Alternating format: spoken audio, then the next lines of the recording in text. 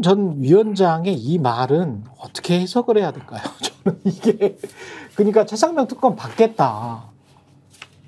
뭐 공수처 수사 종결 여부를 특검 조건으로 달지 않겠다. 이렇게는 이야기를 했는데 근데 민주당 안은 아니다. 국민의힘 안으로 하겠다. 대법원장이 추천하는 특검도 있지 않았나. 이명박 특검. 근데 이명박 특검은 이명박을 완전히 이렇게 꽃길을 열어준 특검이거든요. 이명박에게 면죄부를 준 특검이잖아요. 근데 하필이면 또 그거를 끌어들여 와서 이명박 특검 때도 대법원장이 임명했다. 특검을. 이게 뭐지? 겉으로 드러난 거는 한동훈이 윤석열과 분명히 대립각을 서는 것 같지만 또 뒤에 이명박 특검 대법원장이 특검 임명 이걸 이야기를 하는 걸 보면 또 다른 시그널인가? 짰나? 또? 뭐 이런 생각도 들고 어떻게 해석하시는지 정치적으로.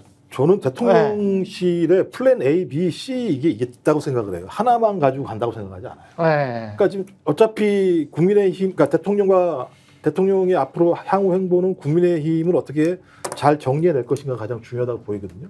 어차피 특검 전국에서 국회의 역할이라고 하는 부분들은 재결의하는 부분들을 막아내는 것이 가장 대통령실의 최대 상수의 문제이기 때문에 그러면 지금 보니까 대통령이 제어할 수 없다면 한동훈에 대해서 한동훈 같이 갈 수밖에 없는 거죠. 이게 플랜 A는 아닌 거죠.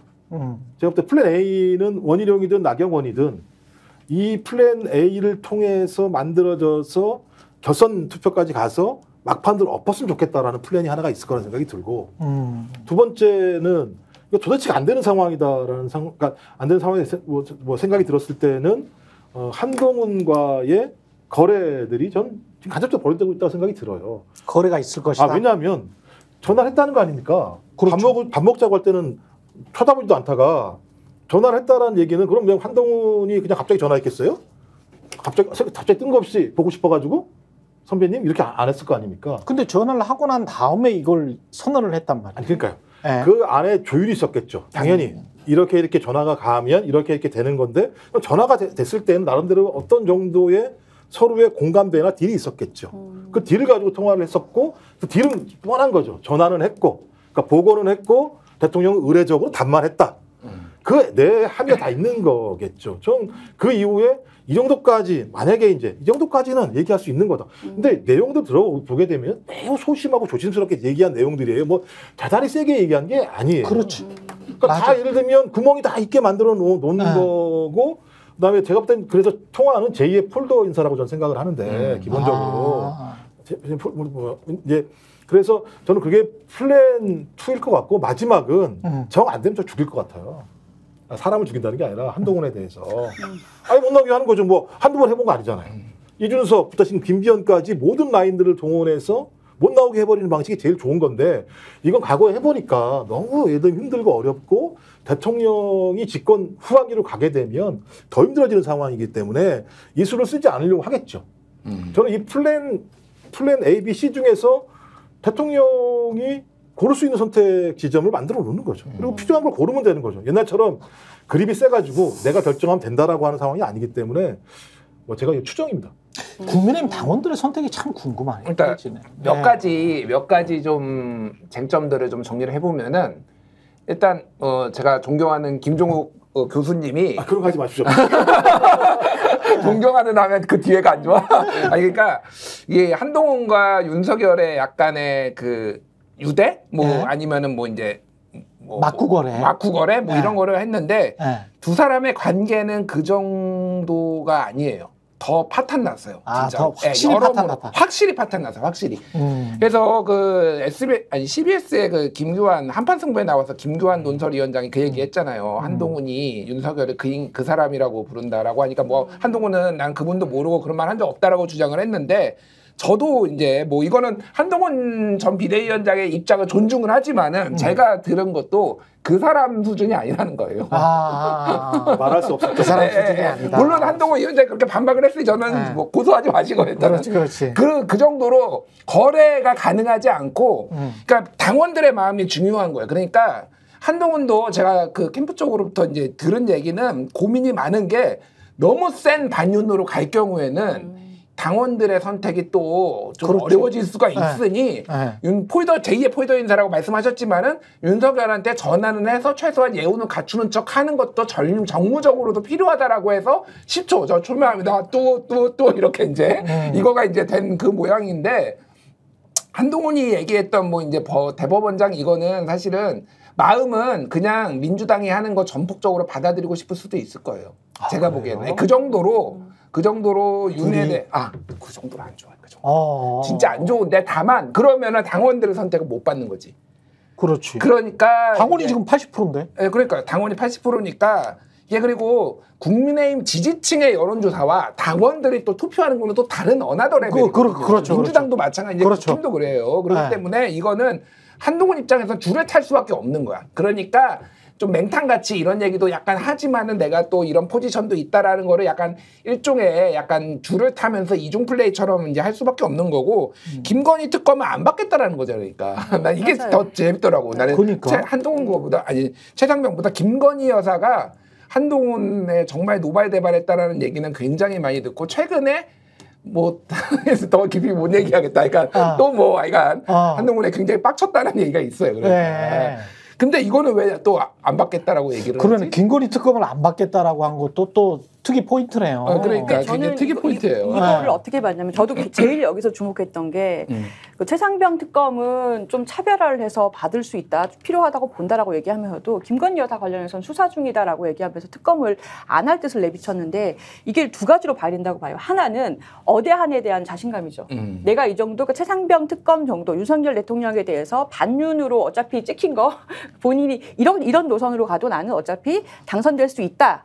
라는 어떤 전략적인 판단을 했다고 보이고 또 하나가 김건희 여사까지 건드릴 경우에는 정말로 선택을 못 받을 수도 있다. 그래서 이거는 내가 안 한다라는 뜻을 보이면서 나는 완전히 적이 아니다라는 걸 보이면서도 본인이 지금 대국민적인 관심사가 된 지금 국민의힘 지지자들조차도 윤 대통령이 문제가 있는 거 아니냐라고 얘기를 한다는 그 최상병 특검에 관련해서는 민주당하고 좀 차별화하면서 받을 수 있다라고 하면서 아까 쪼잔하게 얘기하셨다고 하셨는데 여기서 대법원장이 추천하는 뭐 그런 특검이면 그렇죠. 어떠냐 얘기했잖아요. 근데 저는 그게 민주당이 받기가 굉장히 가능성이 낮고 또 하나가 BBK 때 한 적이 있다고는 하지만 결과가 좋지 않았고 굉장히 안 좋았죠. 그리고 또 하나가 이론적으로도 맞지 않아요. 그러니까 수사와 재판이 나눠져 있는 게 사법의 근간인데 그러네. 법원의 대법원장이 특검을 추천하게 하자라는 안을 낸다는 것 자체가 특검을 진짜로 받을 생각보다는 뭐 맹탕 특검을 하거나 아니면 무력화하겠다는 뜻 아니냐. 그렇네요. 이렇게 보여요. 예.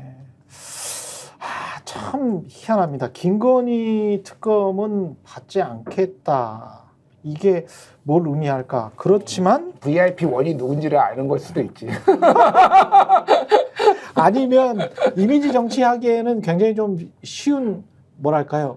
정도 쉽다라기보다는 거기가 이미지 정치는 제일 좋은 것 같아요. 왜냐하면 최상병 특검 같은 경우는 보수의 이슈기는 하거든요. 국가 안보와 관련된 것이고 맞습니다. 그래서 보수적인 분들도 중도 보수가 다 최상병 특검은 찬성하는 쪽이 많기 때문에 그래서 충분히 그런 쪽은 어필하고 그 다음에 이제 김건희 특검과 관련해서는 또 홍준표 그 시장이 이야기한 것처럼 내 여자는 건드리지 마 상남자 이게 또 어떤 보수적인 분들한테 자리를 잡을 수도 있는 거니까. 근데 저는 조금 내가 만약에 한동훈이라면은 그러니까 그냥 이거는 그냥 아예 그냥 모든 정무적인 그런 이 당대표 출마를 염두에 두고 한 거라면은 김건희 특검은 받고 최상병은 오히려 약간 보류하는 식으로 했을 것 같아요. 왜 그러냐면은 상남자론 이거는 그냥 홍준표의 주장이야. 내가 보기에는. 보수 쪽에서 김건희 여사에 대한 여론이 너무 안 좋아요. 진짜로. 예. 그렇긴 하죠. 그러니까 좀 심한 표현은 그냥 직설적으로 들으면 왜 이렇게 저 여자가 나서가지고 소위 말해서 나대가지고 이렇게 문제가 되지 나라가 이런 식으로 생각하는 분들이 굉장히 많아요. 의외로. 특히 연세가 높으신 분들은 이제 그런 걸 싫어하니까. 연세가 높으신 분들이 더 실제 그래요. 그러니까 저 두 수는 진보와 보수가 아니고요. 상식과 비상식 문제예요. 실제적으로 데이터를 보면 그래요. 내용을 보면 그러니까 보수도 뭐 이따구로 하지 대통령 부인이라는 자가 최상용 뭐 쓸거나 마찬가지 뭐 어떻게 국가가 이따구로 예를 들면 군인에 대해서 대하지 이런 부분이기 때문에 저는 만약에 진짜 이 캠프 사람들이 머리가 좋다면 그 두 개를 나누는 설명이 메시지가 있어야 될 거 아니에요. 그러니까 두 개를 나누는 데에는 왜 나누는지에 대한 설명이 필요해요. 설명은 전혀 없어요. 제가 볼 때. 그 나경원 원희룡은 가능성이 있습니까? 나경원도 보통 정치는 아니기 때문에 가능성이 없는데 굳이 본인이 나와서 대선 불출마 선언까지 하면서 대표를 꼭 해야 되겠다. 이거는 뭔가 던졌거든요, 승부수를. 원희룡도 지금 떨어진 상황에서 개항을 떨어진 상황에서 이번에 또 떨어지면 원희룡 힘들어요. 원희룡 입장에선. 근데 이제 나경원과의 딜설 얘기가 나왔었잖아요. 네. 그 얘기 뭐냐면 야 우리가 이긴다. 계산해 보니까 이런 딜설이잖아요. 따지고 보면요. 나경원이라는 사람이 나왔을 때 저출산위원장에서 본인이 당대표로 나오려고 그랬더니 그냥 해고시켜가지고 아예 죽여버렸잖아요. 대통령실에서. 저는 이 경험이 있는 사람이 나온다고 얘기했을 때에는 뭔가 교감이 있었겠죠. 그렇지 않고 나올 수 없다고 생각을 하는 건데 그래서 그렇게 나왔는데 그 다음에 바로 한동훈 출마 얘기가 나오고 바로 그 다음에 원희룡이라는 사람이 출마 선언을 했단 말이에요. 근데 원희룡도 보면 직접 독대했다는 거잖아요. 신뢰가 있다라고 했습니다. 대통령과 독대를 했다. 네. 만나서 얘기를 했다고 하는 것도 대통령실과 나름대로 교감이 됐다라는 얘기 아니겠습니까? 저는 제가 볼 때는 내부에서 아마 보고가 어떻게 올라가는지 모르겠습니다만 결선에 대한 얘기가 올라갈 수도 있다고 대통령한테. 둘이 붙여가지고 결선에 올라가게 되면 당원들 조직 라인을 쳐서 하게 되면 어쩜 이길 수도 있다라고 판단했을 수도 있어요. 그러니까 플랜 B만 있으면 되는 거잖아요. 플랜 A를 최대한으로 하되 플랜 A가 안 될 때는 플랜 B로 넘어가면 되는 거니까 대통령실이 힘이 있는 건 그런 게 힘이 있는 거잖아요. 한동훈은 호를 단신인 거고 나경원도 호를 단신인 거고 원희룡도 호를 단신인 거잖아요. 서로가 가장 자기가 되겠다는 길로 가고 있는 건데 대통령실은 대통령의 권력을 가지고 다양한 플랜들을 짤 수 있기 때문에 여기저기 던져봐서 가게 되면 제가 볼 때 플랜 A는 결선에서 그냥 없는 거라는 생각이 드는 거죠. 제가 볼 때는 한동훈을 아니, 못 얻게 되면 한동훈하고 딜하면 되는 거죠. 그게 뭐 어렵겠습니까? 그거야? 제가 볼 땐 전 둘 중에 하나라고 보는 거예요. 제 생각에는. 윤심이 원희룡이나 나경원에게 있다. 저는 원희룡에게 있다고 보는 거예요. 원희룡에게 있다. 맨 뒤에 받은 사람이 일단 마지막 받은 사람이 저기 아니겠어요? 누가 뭐라고 얘기해도. 나경원 의원 측은 지금 친윤들한테 굉장히 빡쳐 있다고 합니다. 이것도 저희가 이제 소식통으로부터 들은 건데 하지만 그거를 표현을 못 해요. 그러니까 친윤들이 거의 버선바람으로 와가지고 출마 좀 해주십시오. 거의 이 수준으로 했다라는 거야. 그러니까 이게 아무도 막 안 하려고 하고 친윤 주자가 없으니 그러니까 거의 너를 옹립해줄게. 우리가 전폭적으로 지원해줄게. 그래가지고 나경원 의원이 뭐 소위 말해서 난가병 뭐 있다고 그러잖아요. 이번에도 난가 뭐 하면서 이제 출마를 자주 한다라는 건데 고민을 진짜 많이 했대요. 출마를 할지 말지에 대해서. 근데 친윤들이 이 정도로 해주면은 한번 붙어볼 만하다라고 해서 본인 출마 선언을 했는데 갑자기 원희룡이 딱 나오니까 그 배신감이 장난이 아니라는 거예요 지금. 그렇겠습니다. 근데 나경원 의원은 장점이 뭐가 있냐면은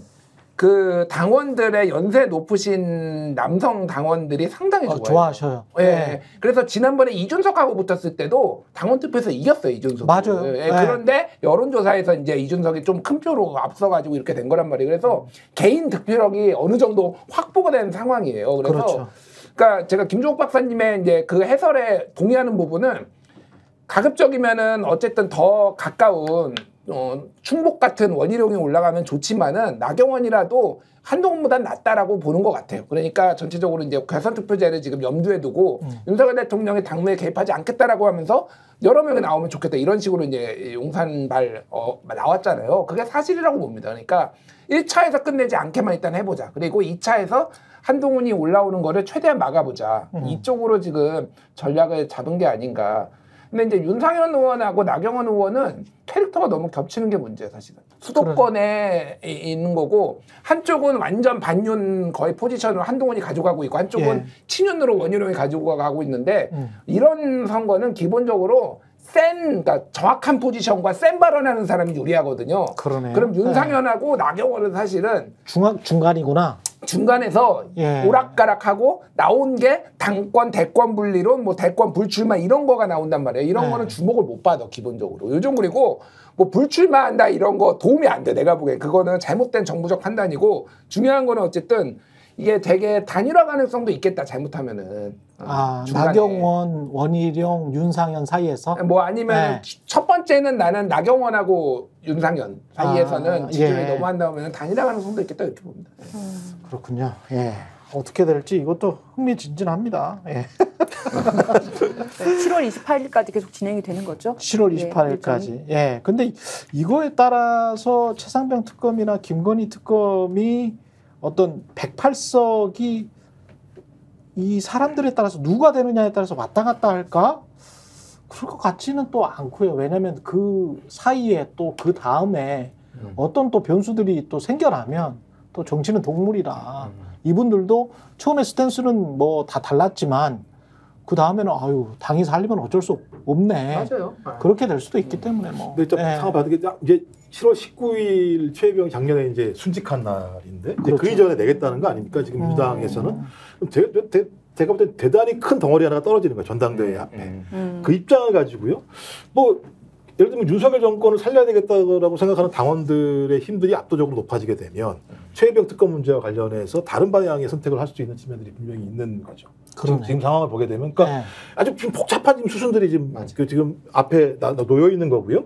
만약에 그때 민주당이 막 밀어붙여가지고 그 통과를 시킨 다음에 당 내부에서는 이 부분을 그러니까 그 당원들에서는 최혜병 순직 사건의 진실을 밝히는 문제가 아니라 윤석열 정부의 명운을 지켜야 된다라고 하는 흐름들의 여론이 강하게 되면 어차피 또 다른 흐름들이 또 만들어질 수 있는 측면도 있는 거고 또 만약 그 이전에 최혜병 특검 문제와 관련해서 중대한 증거들이 나오게 됐을 때 그렇죠. 또 상황이 바뀔 수 있는 측면이 있기 때문에 야 이게 대통령 마음대로 되기가 어려운 또 몇 가지 덩어리들이 있다라는 생각이 들어서 저희가 쉽게 예측할 수는 없는 상황. 하지만 대통령은 제 생각에도 한을 자기의 적이로 생각하지 않죠. 왜? 한이 되는 순간 태양이 두 개가 뜨는 거예요. 그 순간부터 용납할 수가 없죠. 일정상 7월 19일에 만약에 발의를 하고 국회에서 본회의 통과를 시켜버리잖아요. 그러면 28일 날에 이 전당대회 하기 전에 그 재의결하고 뭐 이렇게 또 할 수 있는 건가요? 근데 민주당의 지금 그 타임라인은 네. 7월 19일 이전에 대통령 거부권 행사를 염두에 두고 재표결까지 7월 19일 이전에 하겠다라는 거예요. 그러면 지휘부가 국민의힘 지휘부가 다 성립되기 전에 한번 이렇게 툭 쳐보는 거네. 황우여가 이제 처리를 해야 되는 거죠. 그러니까 전당대회 국민의힘 일정이 7월 19일 날 당원 투표하고 여론조사를 하고요. 예. 그리고 23일 날 당대표하고 최고위원 선출을 하는데 과반이 없을 경우에 28일 날 결선 투표를 가거든요. 예. 그러니까 19일이 당원 투표와 여론조사하는 날이고 23일에는 마무리되는 게 지금 일정이죠. 하필 또 19일이에요. 그게 또 참 희한하네. 그것도. 그러네. 최혜병 그러면- 순직한 날. 야 이거 막기가 쉽지 않겠구나. 그리고 속으로 당대표 되는 사람들은 그런 생각을 가질 수도 있겠네. 본인이 당대표 되기 전에 선출되기 전에 이 상황이 최상병 특검과 관련해서는 정리가 돼버렸으면 좋겠다. 재의결이 무산되든 통과되든 그렇게 해서 뭔가 상황이 정리가 되면 본인들한테 특히 이제 특검이 통과가 돼버리면 본인들한테 훨씬 더 낫지 않나 이런 생각도 할 수도 있을 것도 같습니다. 어떻게 될지 근데 뭐 모르겠네. 일이 되면 전략은 문제가 커지는 거예요. 아니, 궁금한 게 조수진 변호사님한테 네. 이게 뭐 국회는 일사부재의 원칙이 있어서 원래 한번 폐기된 법안은 다시 못 하잖아요. 예. 그럼 최상병 특검법 같은 경우에 만약에 거부권 행사하고 재의결 통과 못 하면은 이거 민주당이 다시 발의 못 하나요? 아니 이거는 다른 내용으로 다른 하시지 내용으로 않습니까? 더 추가하면 돼요. 덧붙여서. 추가하면 돼요. 그러니까 내용을. 추가하면 되는 거죠. 그런 거죠. 그러니까 그럼 다른 법안이니까요. 그냥 아는데 한번 물어봤어요. 그러니까 그래서 계속 되는 건가요? 왜 그러냐면은 네. 7월 19일 날 아니 그러니까 28일 날 당대표가 새로 뽑히더라도 안도한 소문 쉴 수 있는 게 아니라 민주당이 또 할 거고 민주당은 맞아요. 지금 독을 품었기 때문에 또 이거는 어쨌든 해야 되는 거야 그러니까. 그렇죠. 김건희 올라오죠. 한동훈 올라오죠. 다 올라오겠죠. 계속 올라오고 최상병 특검법은 네. 계속 반복될 겁니다. 8표에 이탈표 나올 때까지 그러지 않겠습니까? 그렇겠네요. 마치 그 이재명 당대표 구속영장 실질심사 받을 때까지 받을 때까지 계속 진다. 뭐 그것과 거의 비슷할 것 같네요. 예, 내일 해야 되겠습니다. 오늘 김준일 시사평론가, 조수진 변호사, 김정욱 박사였고요. 내일도 정치본색 오전 10시 50분에 돌아오겠습니다. 고맙습니다.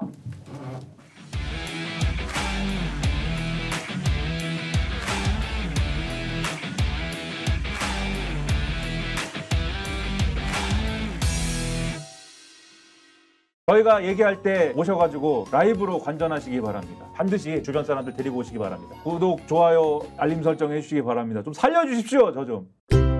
저희가 얘기할 때 오셔가지고 라이브로 관전하시기 바랍니다. 반드시 주변 사람들 데리고 오시기 바랍니다. 구독, 좋아요, 알림 설정 해주시기 바랍니다. 좀 살려주십시오, 저 좀.